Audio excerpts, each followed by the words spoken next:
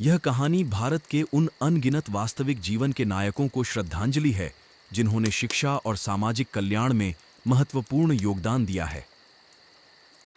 प्राचीन और जीवंत शहर वाराणसी में, जहां गंगा नदी जीवन रेखा की तरह बहती है, प्रकाश की परछाइयों से परे कहानी की शुरुआत होती है। रंग और परंपरा से भरपूर इस शहर में उम्मीद, संकल्प और शिक्षा की परिवर्तनकारी शक्ति की एक कहानी का मंचन होता है।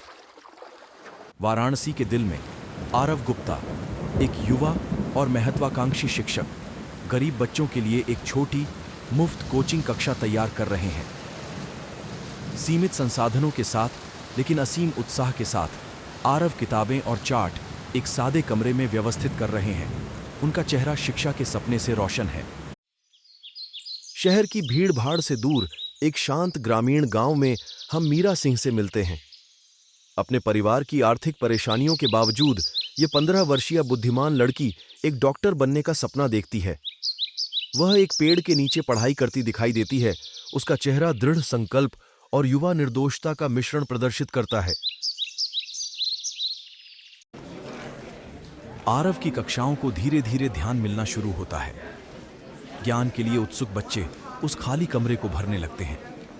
मीरा आरव की कक्षाओं के बारे में सुनकर दूरी और अपने परिवार की हिचकिचाहट को पार करते हुए उनमें शामिल होने का निर्णय लेती है। मीरा की प्रतिभा और समर्पण आरव की कक्षा में चमकती है। फिर भी घर पर उसकी पुरानी किताबें और सीमित संसाधन उसके संघर्ष की कहानी बताते हैं। आरव उसकी क्षमता देखकर गर्व और चिंता महसूस करते हैं। वाराणसी के एक दयालु दुकानदार राजेश कुमार मीरा की परिस्थितियों के बारे में जानते हैं। उसकी समर्पण से प्रेरित होकर वह उसे पढ़ाई की सामग्री और एक छोटी छात्रवृत्ति प्रदान करने का निर्णय लेते हैं, जो समुदाय की भावना को प्रतिबिंबित करता है। नए संसाधनों के साथ मीरा अकादमिक रूप से उन्नति करती है।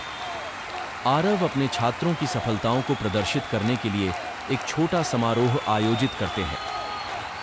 समुदाय एकत्रित होता है, उपलब्धियों का जश्न मनाते हुए और शिक्षा की शक्ति का अनुभव करते हुए।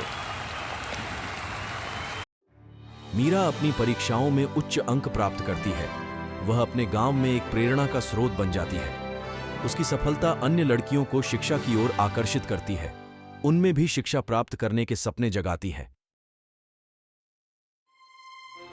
कहानी का समापन आरव गुप्ता के साथ होता है, जो गंगा के किनारे सूर्यास्त के समय खड़े होकर अपने प्रयासों पर चिंतन करते हैं।